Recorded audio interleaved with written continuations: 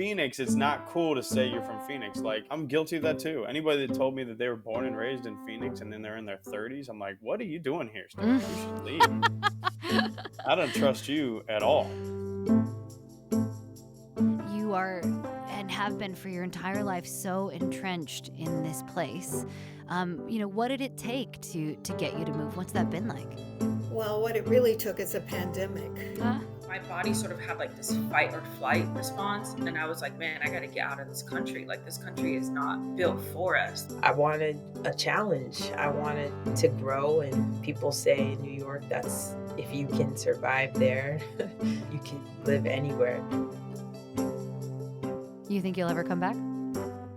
I will never say never. I really can't say what's going to happen in the future, but I'm not letting go of Phoenix. What kept me here was the people. I was fortunate enough to meet some wonderful individuals, genuine, really good people.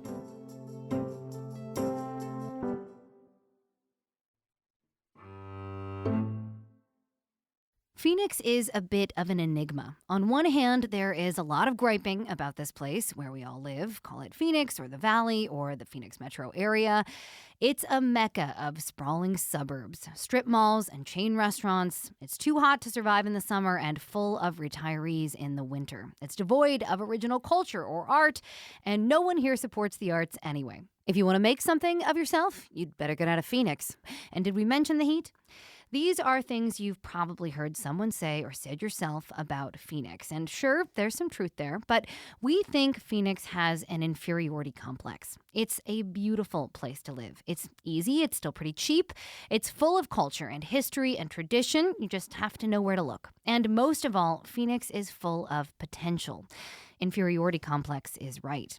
That's a phrase that longtime Phoenix writer and now our executive producer here on the show, Amy Silverman, used more than 15 years ago in an extensive piece for Phoenix New Times.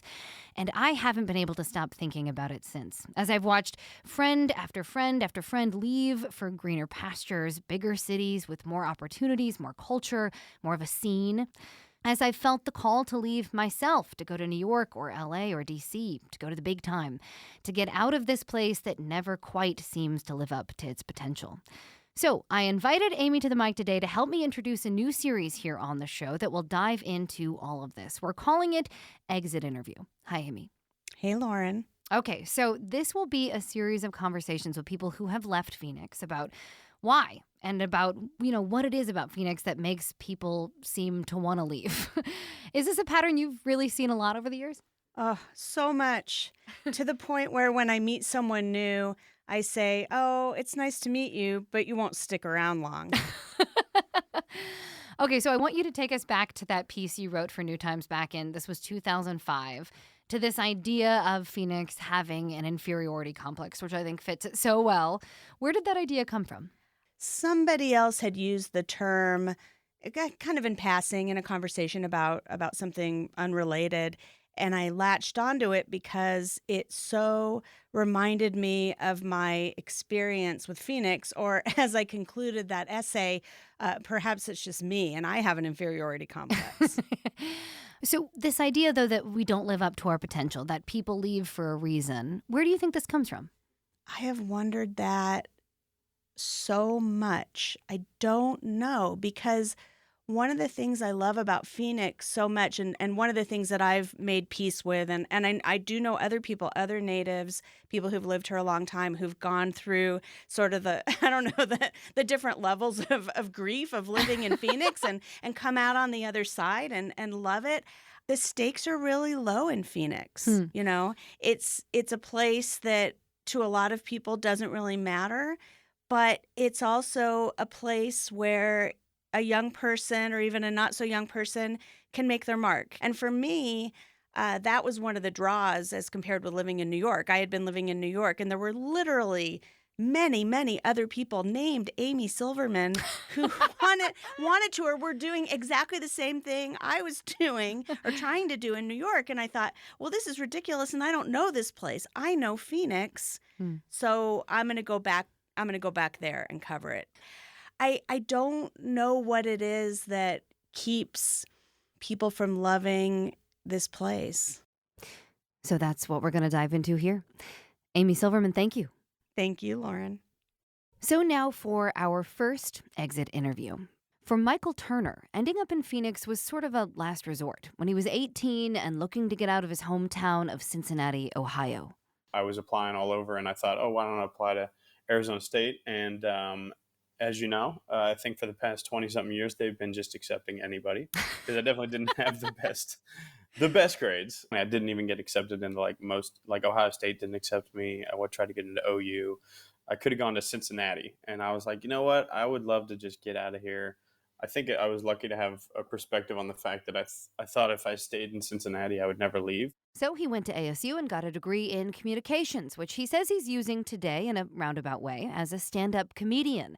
It's a career he sort of stumbled into after, of all things, his best friend's death in the Iraq War.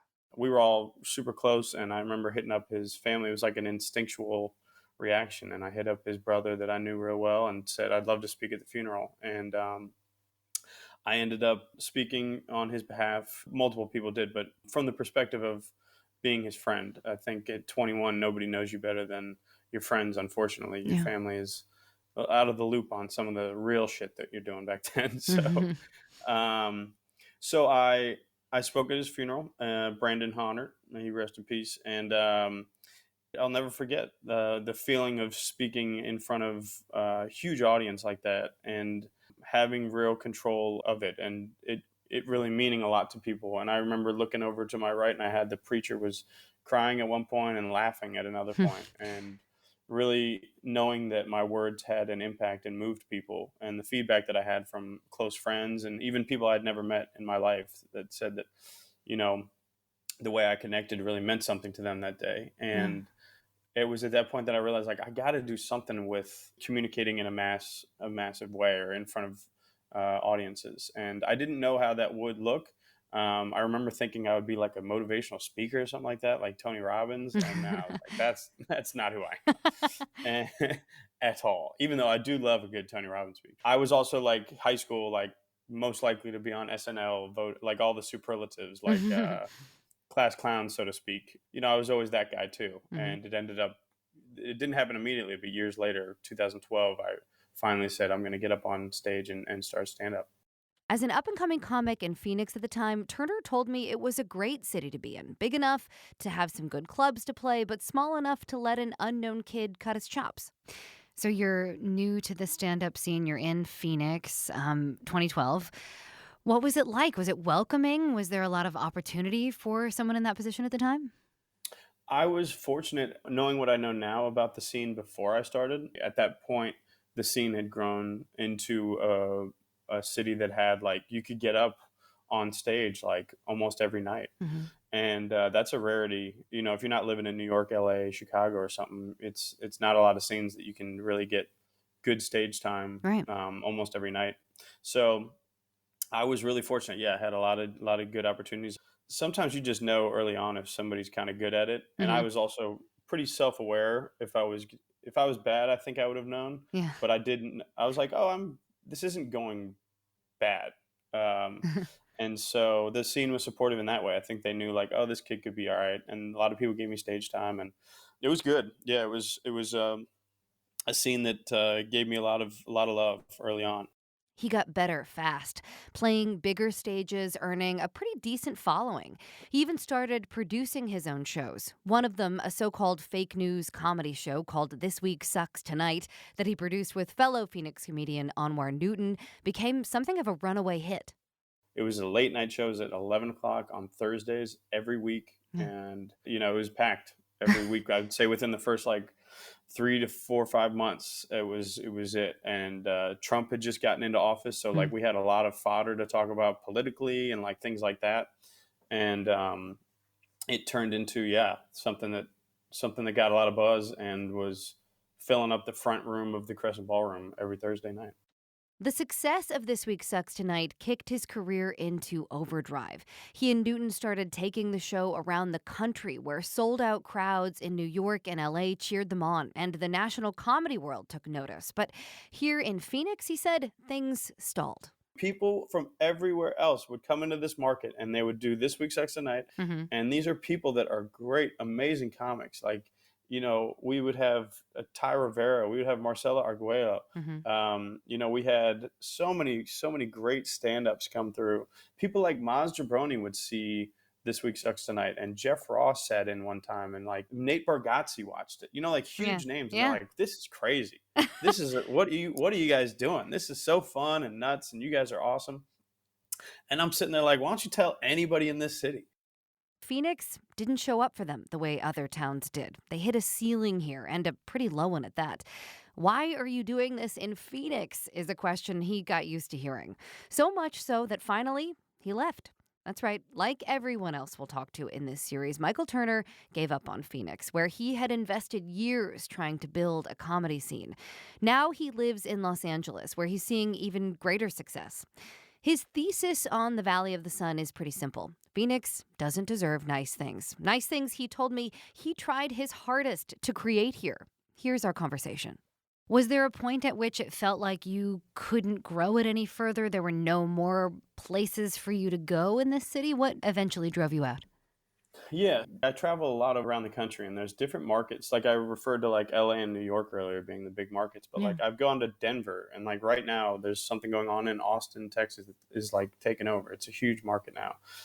San Francisco, stuff like that. I've gone to all these cities and seen these peers of mine that are not, any different than me and Anwar were in their ability to produce shows and do cool stuff and make people laugh. And I was sitting there seeing what they've been able to create in these other cities. Like Denver is a perfect example of Ben Roy and Andrew Orvidal and Andrew Caton Holland, along with a lot of other people, have created an amazing scene there, but they really spearheaded a lot of cool stuff there. Mm-hmm. And I was inspired to do that in Phoenix. I wanted to do that. And I was like, well, we're already doing these cool shows. Like, why don't we just continue to grow and build these things? And with that, other people will see it and create other different shows, and they can compete with us. And that will create a whole scene and all that stuff. And This Week Sucks Tonight was so popular that we ended up moving it from Crescent Ballroom, where was a great starting point, and then Stand Up Live, obviously the largest comedy venue in the city, wanted us to bring it there on a weekly basis. And we tried our damnedest to make that the big. In my mind, I was like, this is going to be huge. There's a thing in LA called Kill Tony, and now it's in Austin. It's like it sells that every week, and it's made for that. I'm like, we could be that. Let's grow this thing and do that right here in Phoenix.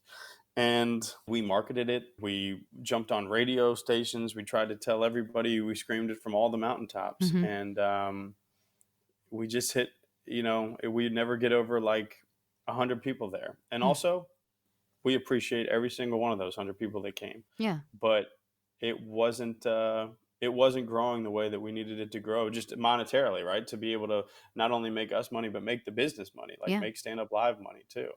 And the crazy part of the perspective was that we would travel, like I said, we would take it to festivals. We took it to New York City, and we sold out a venue in New York City, having never lived in New York City. We started taking it to Los Angeles in the Comedy Store, and we would nearly sell out, if not selling out, in the Belly Room, having never lived in LA. And we would take it to North Carolina and Memphis, and we took it all over. We took it to Denver. Denver invited us to do it, right?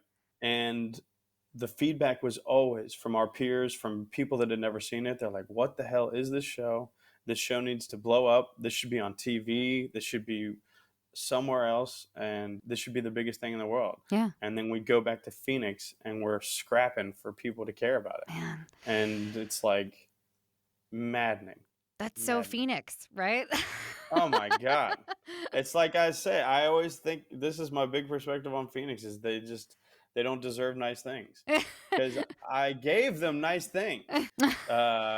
It's just like if you put so much love into something and try to do it, and then you don't get that back, it's like, this is an abusive relationship. Yeah. This is like I'm being emotionally abused. This is like Sharon Stone and Jimmy Woods in Casino, and I'm Sharon Stone in this. You're Sharon Stone. And, So I mean, what is it? Like, what's wrong with Phoenix? Like, I relate to that totally. I've heard that story from a lot of people in different ways, right? In different genres and different things they're trying to do. And why is it? What do you think?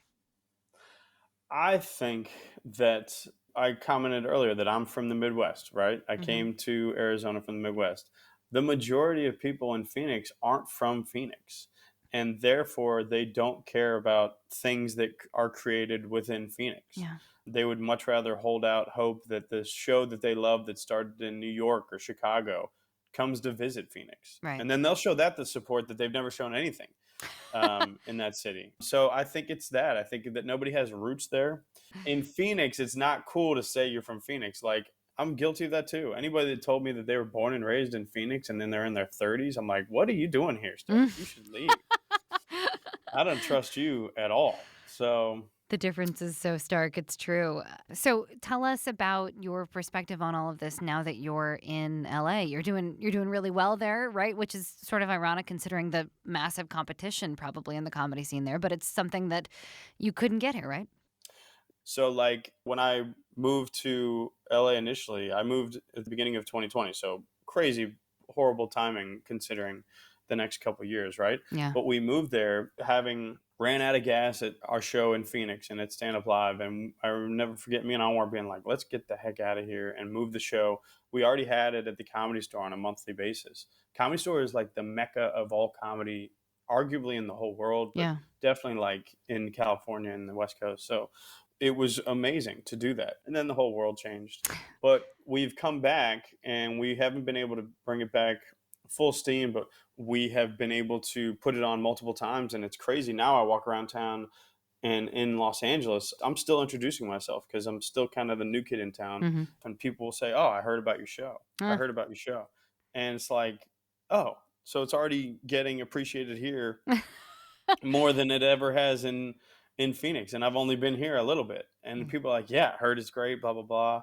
There's eyes on it that I would have never been able to get in Phoenix. So it's been good, you know, and this city can be hot and cold at times, but momentum is real and word of mouth is still a very real thing. So that's been great.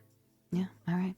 Maybe we don't deserve nice things. Michael Turner, thank you so much for coming on. We really appreciate it. Thanks for your perspective on this. Thank you so much.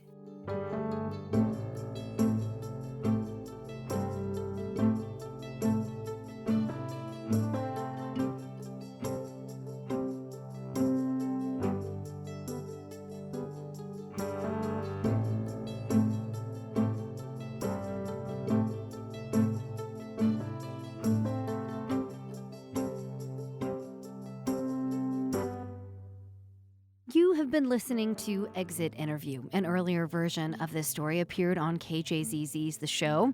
If you liked this episode, subscribe and leave us a rating wherever you get your podcasts. Exit Interview is a KJZZ original production. This episode was written, produced, and hosted by me, Lauren Gilger. It was co-produced by Nick Sanchez, and our executive producer is Amy Silverman. Until next time, thanks for listening.